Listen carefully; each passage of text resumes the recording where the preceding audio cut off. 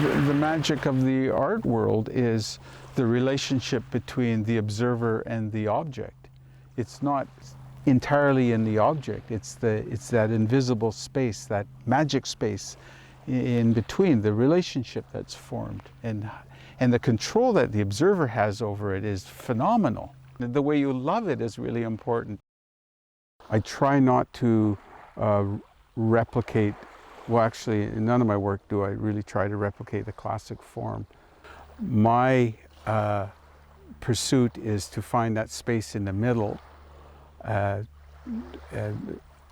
where people who don't understand the code, where people who don't understand the idiom, can still access some type of meaning, some type of relationship that isn't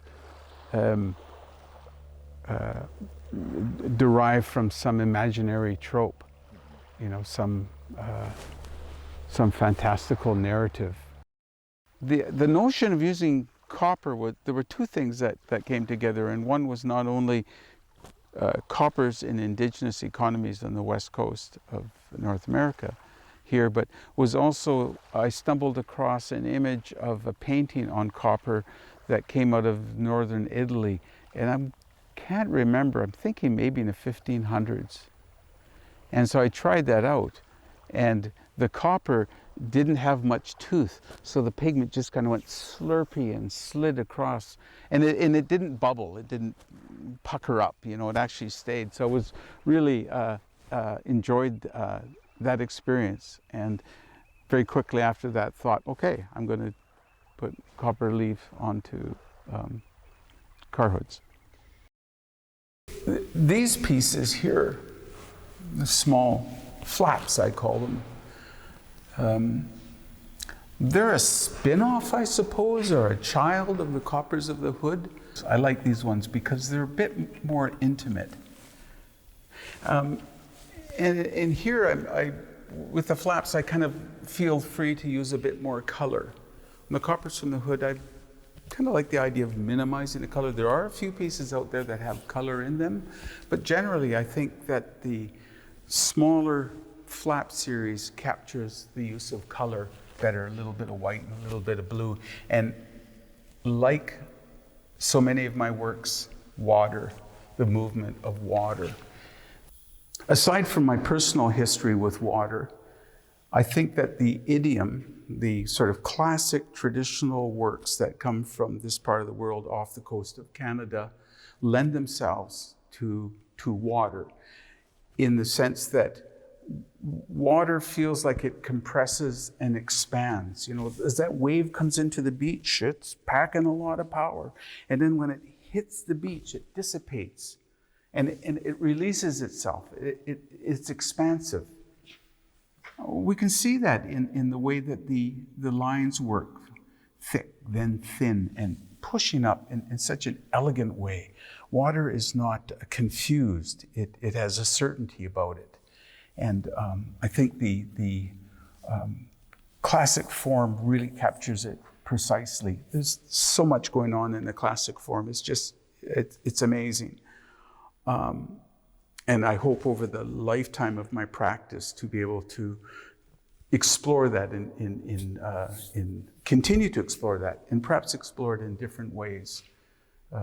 There's certainly much more than one person's lifetime. This art form is ancient, and it has spread out like ripples around the planet.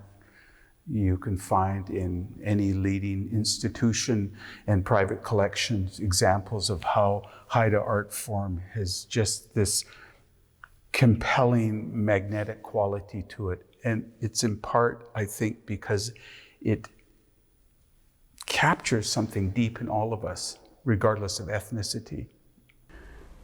Well, growing up on, it was called the Queen Charlotte's End, but Haida Gwaii, it was called Queen Charlotte's by Canada, but so many years ago, art supplies weren't that available in terms of, you know, sort of Western techniques. And somewhere or other I stumbled on watercolors. and I found a brush. I think it was a sable. And the bristles and the hairs on that brush were so amazing. You could get right down, kind of like watercolors, because they're kind of magical. You're not entirely sure what's going to happen. So I approach the making of artwork today as an artist with an eye to making space for people to participate. Everybody is welcomed. All enterprises require inclusivity, I think, if they're going to have longevity and merit. There has to be room for everybody, that nobody gets left behind.